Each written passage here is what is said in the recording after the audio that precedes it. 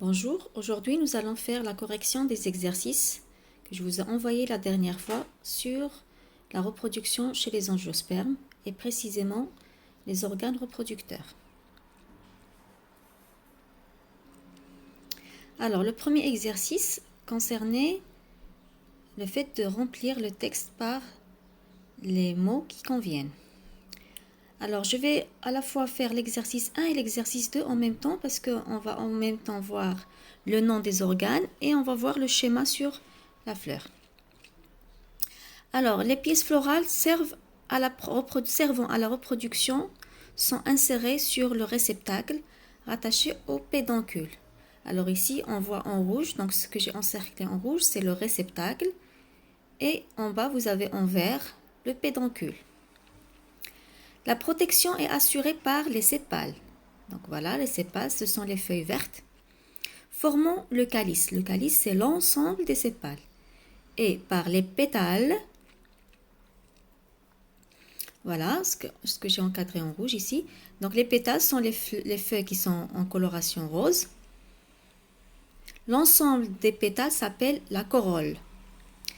Parmi les pièces reproductrices, on distingue les étamines. Alors l'étamine est constituée de l'antère, c'est le bout en haut, et de filets. Donc l'ensemble antère et filet, ça donne l'étamine.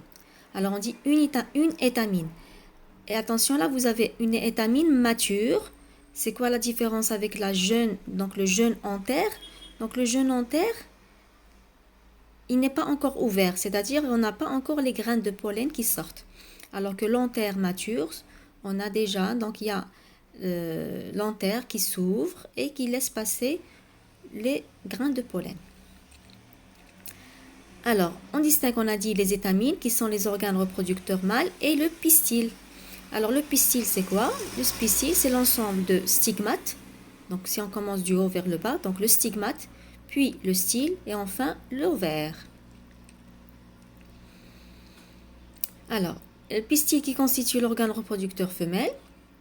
L'antère contient les graines de pollen. Donc, c'est ce que j'ai déjà dit. Voilà, les grains de pollen, ce sont les petits points en jaune que vous voyez ici. Eux-mêmes contenant les cellules reproductrices. L'ovaire contient un ou plusieurs ovules. Voilà, vous avez l'ovule, les ovules qui sont à l'intérieur de l'ovaire.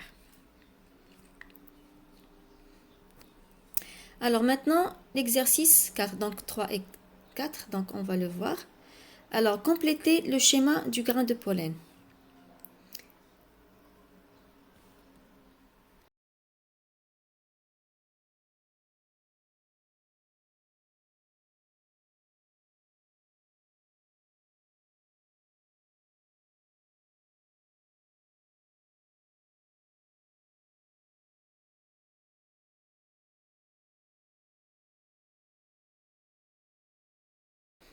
Alors d'abord l'exercice 3, que représente le document ci-joint? Donc il représente un diagramme floral.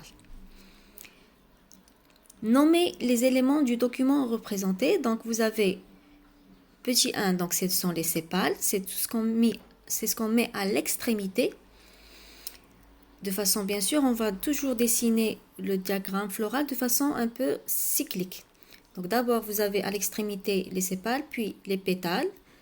Après, vous avez les étamines. Alors, et les étamines. Et ensuite, vous avez les carpelles en 4. Alors, les étamines, il faut faire attention. Là, j'ai mis 2 petites têtes. C'est pour montrer qu'il y a 2 antères. Mais il faut donc compter que les têtes correspondent à une étamine. Il ne faut pas faire le double. Hein. Alors, et là, vous avez les carpelles. Les carpelles, c'est ce que j'ai mis en jaune. Donc, vous avez ici les différents carpelles.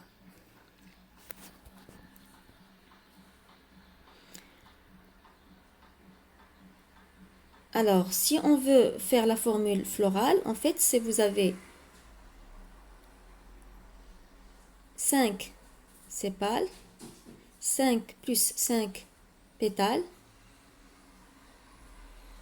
plus 27 étamines, plus 10 carpelles.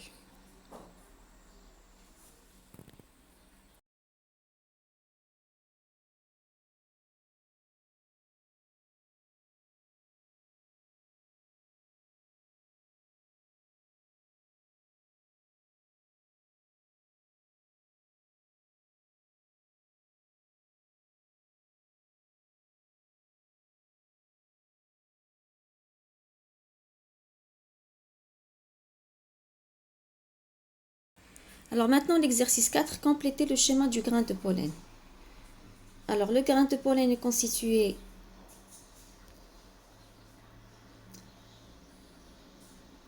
avant tout donc d'une enveloppe. Donc vous avez l'intine et l'exine. Donc l'intine c'est l'enveloppe qui est à l'intérieur et l'exine c'est l'enveloppe que vous avez à l'extérieur qui est un peu en zigzag. On dit qu'il y a une ornementation, donc elle est ornementée. Bien sûr, attention, tous les grains de pollen ne sont pas de cette forme, surtout en ce qui concerne l'enveloppe externe. Ça diffère d'un grain de pollen à l'autre. Donc ça c'est juste un exemple, mais tous les grains de pollen ont les deux enveloppes, exine et intime, mais leur forme diffère. Alors là, ce que j'ai montré en bleu, c'est la cellule reproductrice. En rouge, pardon, c'est la cellule reproductrice qui se trouve à l'intérieur de la grande cellule qui est la cellule végétative. Donc là, on vous a donné les deux noyaux de cellules végétatives, ce que j'ai encerclé. Donc la cellule végétative, je l'ai encerclée en bleu, et la cellule reproductrice, c'est ce que j'ai encerclé en rouge. Alors ici, nous avons ce qu'on appelle un épaississement de l'intine. Donc ce que j'ai encadré en vert, c'est un épaississement, c'est-à-dire la partie où il y a l'aperture ou bien le pore. Donc il y a un amincissement au niveau de l'exine et un léger épaississement au niveau de l'intine. Donc il faut faire attention, ces apertures ou bien ces pores, c'est l'endroit par lequel peut sortir la cellule reproductrice. C'est ce que nous allons voir dans la suite des cours. Voilà, donc l'amincissement, on le voit ici au niveau de l'enveloppe externe. C'est ce que j'ai montré en violet. Alors pour l'exercice 4, donc vous avez un schéma et il faut représenter les différents constituants. Alors là c'est simple, donc je vais aller un peu plus vite. Donc déjà, le petit 1 ça veut dire le titre, donc c'est la coupe longitudinale d'une fleur. Vous avez petit 2, ce sont les sépales, 3 pédoncules, 4 pétales, 5 étamines, 6 styles, 7 ovules et enfin 8 c'est le stigmate. Donc je passe vite là parce que c'est facile. Alors, on vous a demandé aussi que, sachant qu'on a enlevé 3 sépales et 3 pétales et une étamine, de donner la formule florale. Donc, la formule florale, donc vous allez compter combien vous avez de pétales et de sépales au niveau du schéma et vous allez ajouter ce qui a été enlevé. Donc, les 3 sépales et les 3 pétales. Et pareil, vous allez faire pour l'étamine. Alors, bien sûr, il nous manque après les carpelles. Pour trouver le nombre de carpelles, il faut voir au niveau de la coupe transversale, au niveau de l'ovaire qui nous donne les carpelles. Là, vous avez un carpelle, 2 carpelles et 3 carpelles. Voilà, donc vous avez 3 carpelles. Ça nous donne la formule 5S plus 5P plus 5 étamines plus 3 carpelles. Si vous voyez bien, donc chaque carpelle contient 2 ovules. Alors, le document suivant représente 2 structures qu'on trouve chez les plantes angiospermes. Il faudrait identifier ces structures et donner le nom correspondant à chaque numéro. Alors, 1, c'est quoi? C'est le grain de pollen, avec bien sûr ses cellules reproductrices et végétatives. On va d'abord donner, c'est quoi la structure 2? Alors, structure 2, c'est le sac embryonnaire. D'accord? Donc, vous avez grain de pollen et sac embryonnaire.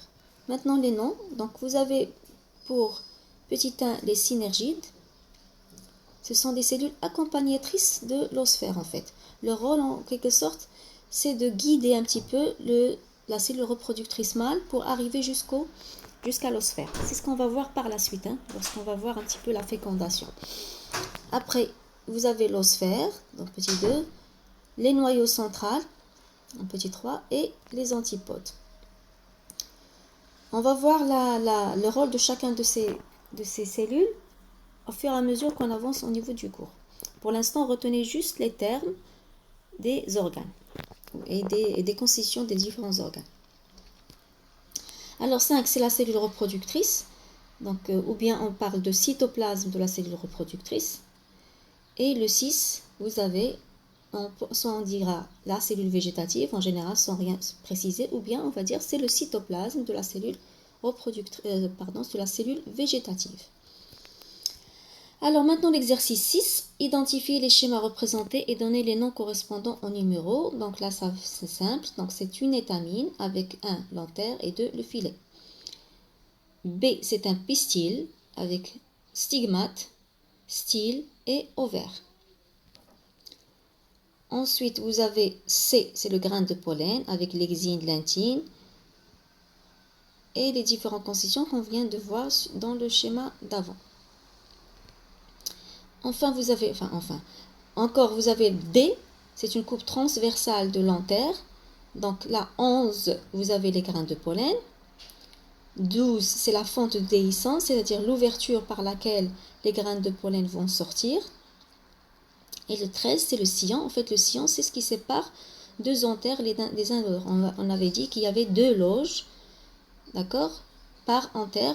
Vous avez 4 loges en dessous. Donc les 2 loges sont séparées par un petit sillon, c'est-à-dire un petit cloisonnement pour séparer les deux parties. Alors là, enfin, justement, vous avez le sac embryonnaire.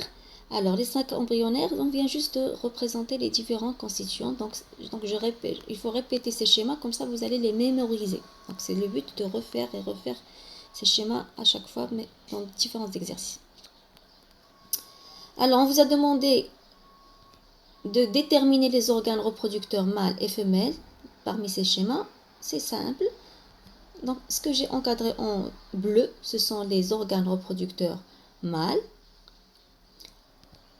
Et ce que j'ai mis en rouge, ce sont les organes reproducteurs femelles. Donc là, on a fini la correction des exercices. À bientôt.